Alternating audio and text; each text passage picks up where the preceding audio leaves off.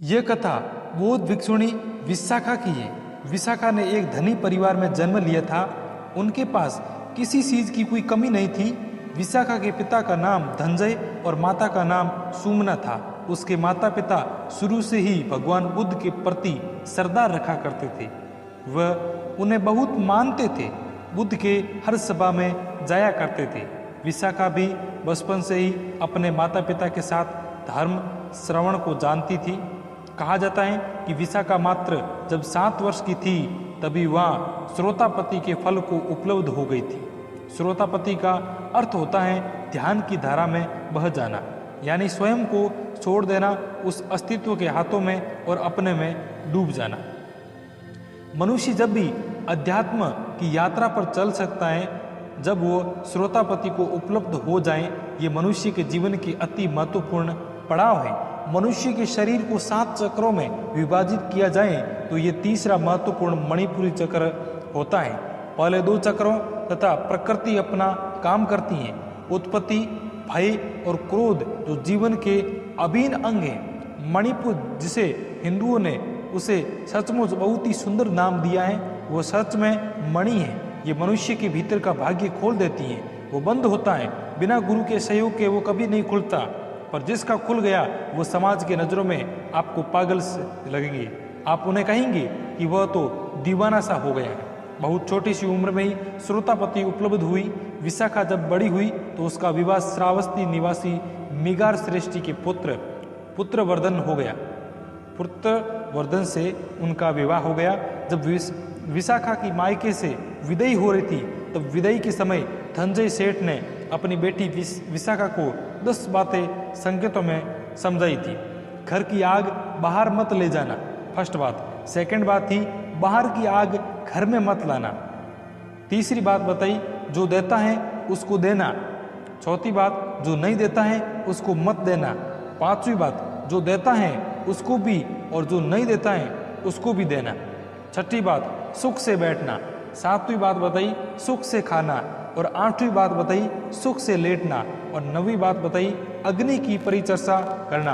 और 10वीं है कुल देवों की पूजा करना। और उस समय से पिता की बातों को गांठ बांधकर विशाखा ने अपने ससुराल में प्रवेश किया। उसे पिता की दी हर शिक्षा याद थी। उस घर में भगवान का दिया सब कुछ था जो कुछ भी चाहिए होता है, लेकिन फिर भी विशाखा को उस घर में एक कमी सी खलती थी, भगवान की कमी। अब श्रावस्ती में रहकर भी कोई भगवान के प्रति श्रद्धा न रखे, ये किसी भी चमत्कार से कम नहीं है। कपिल वस्तु में रहने वाली विशाखा ने श्रावस्ती में विवाह इसलिए ही किया था ताकि उसे वहाँ भगवान के दर्शन करने को मिल जाए। इस कहानी में आप बार बार ये सुन रहे होंगे कि भगवान बुद्ध श्रावस्ती में विहरते थे। अपने जीवन के 40 वर्ष वास में भगवान बुद्ध ने 25 से भी अधिक वर्ष श्रावस्ती में गुजरे। विशाखा के ससुराल का माहौल न तो बुद्ध का विरोधी था और न ही उनके अनुयायी जैसा। उसके पति और ससुर दोनों ही पूजा पाठ करके धन कमाया करते थे, लेकिन किसी ने भी आज तक किसी संत भिक्षु को न तो दान दिया था और न ही उन्हें कभी भोजन करवाया, और वह न कोई भोग लगाते थे। उन लोगों ने आज तक वहाँ पर कोई कुआं नहीं बनवाया और न कोई बावड़ी बनवाई और न ही कोई धर्मशाला। यानी इतना सब कुछ होने के बावजूद भी उन्होंने अपनी कमाई से आज तक शुभ कार्य नहीं किया। उसमें 1 रुपये खर्च किए थे, न उसमें कोई 1 रुपये भी खर्च किया। ऐसे ही एक दिन की बात है, विशाखा अपने ससुर को गरम गरम भोजन परोस कर खिला रही थी। मिगार हमेशा सोने चांदी के बर्तनों में ही भोजन किया करता था। तभी वहाँ एक बौद्ध भिक्षु भिक्षा मांगने आ जाता है। विशाखा के मन में बौद्ध भिक्षु संघ के प्रति बचपन से ही अपार श्रद्धा थी, लेकिन वो एक ऐसी घर की बहू बन कर आ गई थी जहाँ बुद्ध के प्रति, उनके धर्म के प्रति व संघ के प्रति कोई आस्था नहीं थी। तब उनसे ज़्यादा प्रभावित न थे। तब वो भिक्षु भिक्षा मांगता। विशाखा को लगता है कि शायद उसके ससुर ने उस भिक्षु को नहीं देखा, इसलिए वो थोड़ा किनारे पर हो जाती है ताकि उस भिक्षु को भी देख सके। कुछ देर बाद वो भिक्षु दोबारा भिक्षा मांगता है। मिगार भिक्षु को देखकर अनदेखा कर देता है और भोजन करते रहता है और कोई प्रतिक्रिया नहीं देता है। ससुराल में बिना ससुर की अनुमति के भिक्षु को दान देना भी ससुराल की अवमानना होती है। तब सही समय और मौके का इंतजार करती विशाखा इस समय को चूकना नहीं चाहती थी। उसने बौद्ध भिक्षु की तरफ देखकर उससे कहा कि भिक्षु, और कोई घर देखो, मेरे ससुर तो बासी भोजन खा रहे हैं, आप आगे जाओ। ये बात उसने इतने जोर से कही थी कि उसके ससुर के कानों तक पहुंच गई। ससुर ने विशाखा की ये बात सुनी तो वो क्रोध से भर उठता है और अपनी बहू विशाखा को खूब भला बुरा सुनाने लगता है। मिगार विशाखा से कहता है कि तुम हमारे घर की वधू हो और सबके सामने हमारी बदनामी कर रही हो, और उस घर आए भिक्षु को बिना भिक्षा दिए ही घर से वापस भेज देती हो। ये हमारी मर्यादा के खिलाफ है। मिगार विशाखा पर बहुत क्रोधित हो जाता है और क्रोध में आकर पंचायत और विशाखा के माता पिता को इकट्ठा कर लेता है। मिगार पंचायत में कहता है कि मेरी बहू ने मेरे कुल का अनादर करती है, उसने मेरे इस सामने मेरा ही अपमान किया। उसने एक बौद्ध भिक्षु को यह कहकर घर में वापस भेज दिया कि मेरे ससुर बासी खाना खा रहे हैं। आप पंच ही इसका फैसला करो और जो भी हर्जाना होगा मैं उससे मान लूंगा। मुझे मेरे पुत्र वधू से तलाक चाहिए। इसके माता पिता भी यही हैं। इतना कहकर वो रोने लगता है। मिगार को रोता देख पंचायत ने विशाखा से पूछा कि बेटा, तुम सुशील हो, संस्कारी हो, उस कुल की हो, पढ़ी लिखी हो, क्या इसी मर्यादा से ये समाज चल सकता है? जहाँ बहू अपने ससुर की सेवा करना तो दूर की बात है, उनका मान सम्मान तक नहीं कर सकती। जब आप जैसी पढ़ी लिखी लड़की इस प्रकार से करेगी, अच्छा आचरण नहीं अपनाएगी, तो हम बाकी सबसे क्या ही उम्मीद करेंगे? तुम बताओ, क्या तुमने सच में ऐसा कहा था कि मेरे ससुर तो बासी भोजन कर रहे हैं? तब जवाब देते हुए विशाखा दोनों हाथ जोड़कर कहती हैं कि पंच तो भगवान के तुल्य हैं, मैं आपसे कुछ झूठ नहीं कहूँगी। ये सत्य है कि मैंने ये कहा, लेकिन क्यों कहा वो भी आप जान लीजिए। हमारे घर में वो सब कुछ है जो किसी व्यक्ति को चाहिए होता है, धन दौलत, जेवर, घर, सुख सुविधा का वो हर सम्मान को सबको चाहिए होता है। किसी चीज़ की कोई कमी नहीं है, सब धन्य धान्य से भरा हुआ है। भगवान ने सब कुछ दिया, लेकिन इसके बदले हमारे ससुर जी ने कभी कोई दान दक्षिणा, कोई मंदिर, कुआ, बावड़ी, कभी भोज आदि कुछ नहीं करते। तो फिर ये सब मिला कहाँ से? ये किसी जन्म की कोई कमाई होगी जिसे इस जन्म में ये उपभोग कर रहे हैं। कुछ बोया होगा पिछले किसी जन्म में जिसे इस जन्म में काट रहे होंगे, वरना तो इन्होंने इस जन्म में तो ऐसा कुछ भी नहीं किया जिसके बदले ये सुख वैभव भोग रहे हैं। तो आप ही कहें कि मैंने क्या गलत कहा? मैंने तो उस बौद्ध भिक्षु से केवल इतना ही कहा कि मेरे ससुर बासी भोजन खा रहे हैं। तब आप लोग ही बताएं कि मैं कहाँ पर गलत हूँ, मैंने क्या बोला, गलत क्या बोला? विशाखा की ये बात सुनकर पंचायत उसकी प्रशंसा करने लगे और मिगार से कहते हैं कि तुम्हारी संपत्ति पर तुम्हारा बहू का कोई अधिकार है या नहीं? यदि तो उसे उसने कुछ अपने धर्म के हिसाब से खर्च करने की आज्ञा आपको देनी चाहिए, क्योंकि आपकी बहू आपका अपमान नहीं कर रही थी बल्कि आपको चेता रही थी। तब पंच की बात सुन मिगार उनसे कहता है कि केवल यही एक बात नहीं है, और भी बातें हैं जिससे ये ज्ञान होता है कि हमारे घर के बहू बनने के काबिल नहीं है। पंचायत ने पूछा जैसे कि? तब मिगार कहता है कि मायके से विदाई के समय भी इसके पिता ने धनंजय सेठ ने इसे हमारे खिलाफ भड़काया था। इसके कानों में कुछ बातें कही थी जो मैंने सुन लिया था। मैं वहाँ खड़ा था पर्दे के पीछे, तब इसके पिता इससे कान भर रहे थे। तब पंचायत ने पूछा कि ऐसा क्या कहा था, बताओ मिगार सेठ। कहता है कि इसके पिता ने कहा कि घर की आग बाहर मत ले जाना। अब आप लोग ही बताएं कि हम घर गृहस्थी के लोगों के लिए ये संभव है कि अपना चूल्हा जलाने के लिए आग मांग बैठें तो हम उसे आग नहीं देंगे? ये तो आसपास पड़ोस में बैर पालने वाली शिक्षा है ना। तब पंचायत विशाखा से पूछते हैं क्या ये सत्य है? उन्होंने ऐसा कहा था। तब विशाखा ने उनसे कहती है कि सत्य है, लेकिन ससुर जी ने उनके अर्थ को गलत समझा। मेरे पिताजी मुझसे बस यह कह रहे थे कि अगर अपने आप ससुराल में अपने सास ससुर देवर पति इत्यादि किसी की कोई कमी दिख जाए तो उसे कभी घर के बाहर मत कहना।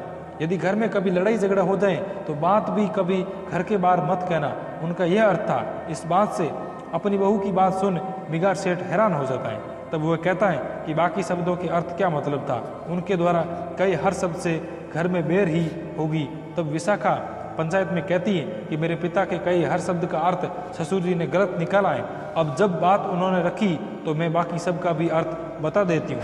मेरे पिताजी ने बाकी संदेश में यह कहा था कि बाहर की आग कभी घर में मत लाना, अर्थात कि यदि मेरे ससुराल में किसी परिजन की कोई बुराई कर रहा हो और यदि तुम उसे सुन लो तो इस बात को भी घर घर में मत कहना, ये एक बड़ी आग होती है जिसमें घर से समस्या आती है। उसके तीसरे और चौथे शब्द का अर्थ जो देता है उसको देने से न कि उसे भी उस जो नहीं देता है, ये मतलब था कि यदि किसी पड़ोस या रिश्तेदारों में किसी को कोई वस्तु या धन उधार देना पड़ जाए तो उसे ही देना जो वापस कर दे, कि उसको जो वापस ना करे। उनके पांचों शब्द यानी जो देता है उसको भी, जो नहीं देता है उसको भी देना। इसका मतलब ये था कि हमारे जीवन में कुछ रिश्ते ऐसे होते हैं जैसे बेटी, दामाद, भांजा, भांजी, भिक्षु, साधु, इन्हें कभी कोई भी चीज़ वापस लेने के मन से नहीं देना, बल्कि ये सोच कर देना कि तुम्हें यहाँ बस देना। छठे शब्द सुख से बैठना का मतलब ये था कि घर में ऐसे जगह अदब से बैठना कि यदि कोई बड़ा आ जाए तो हड़बड़ा के न उठना पड़े। सातवां शब्द सुख से खाना। इसका अर्थ है कि भोजन करते करते तभी बैठना जब सभी घर के बड़े जानवर सब कर लें, वही सुख का भोजन होगा। आठवां शब्द सुख से लेटना, अर्थात लेटने से पहले देख लो कि सास, ससुर, बड़े बुजुर्ग खाना खा चुके हैं, कोई दवा खाना है तो वो खा चुके हैं, बच्चे सो चुके हैं, घर के दरवाजे बंद है, तिजोरी बंद है, किवाड़ खिड़की कोई खुली तो नहीं है। नौवां शब्द अग्नि की परिचर्चा करना, अर्थात घर से सब वो प्रेम से रहना, किसी के साथ कोई ऐसी बात या बर्ताव मत करना जिससे वो बुरा मान जाए, सबके साथ अदब से रहना। और आखिर में उन्होंने यही कहा कि कुल देवी की पूजा करना, अर्थात सभी बड़े बुजुर्ग परिवार के सदस्य हो, बाहर के कोई भिक्षु, सबको पूजनीय समझना, उनकी ज़रूरतों का ध्यान रखना और भूल कर भी उनका अपमान मत करना। यही शिक्षा देकर मेरे पिताजी ने मुझे विदाई दी थी। मैंने आज ही ससुर जी का कोई अपमान नहीं किया, बल्कि बस यही कहा कि ये सब हर तरह से सुखी है, ये जरूर किसी जन्म के पुण्य हैं। ये सब सुन विशाखा के माता पिता उसकी सूझबूझ और समझदारी से प्रसन्न हो जाते हैं कि उनका बेटी और उनकी बताई हर शिक्षा को न केवल मान रखा बल्कि उसे याद भी रखा। ये बिगार और सभी लोग ये सब सुन रहे हैरान थे। पूरी पंचायत विशाखा की प्रशंसा करते रुक नहीं रही थी। वही दूसरी तरफ इतना सुन बिगार की आंखों में पानी आ गया और उसने बड़े खड़े होकर कहा कि आज से विशाखा मेरी बहू बाद में और गुरु पहले, और इसे पूरा अधिकार है कि वो अपने हिसाब से जो धन चाहे उसे खर्च करें। तो सभी अपने घर लौट जाते हैं और घर जाकर मिगार विशाखा से ये कहता है कि क्यों न कल हम सबको भोजन पर आमंत्रित करें। विशाखा कहती है कि ये तो नेक ख्याल है, और वो अगले दिन सभी संतों को भोजन के लिए आमंत्रित करते हैं। और भोजन के उपरांत मिगार ने भगवान के उपदेश सुन उनकी दीक्षा ले ली और बाद में वो भगवान का प्रिय शिष्य कहलाने लगा। विशाखा ने श्रावस्ती में एक विहार का निर्माण किया। ऐसा कहा जाता है कि उस समय उसने 20 करोड़ स्वर्ण मुद्राएं लगी।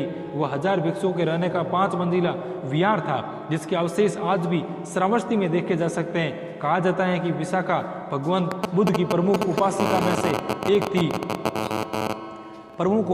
से एक थी जो भगवान के जीते जी बुद्धत्व को उपलब्ध हो गई थी। श्रावस्ती नगर की विशाखा उन बौद्ध भिक्षुणी में से एक थी जिन्होंने बिना घर को त्यागे संसार में रहकर सभी सुख वैभव को जीकर ध्यान को उपलब्ध हो गई।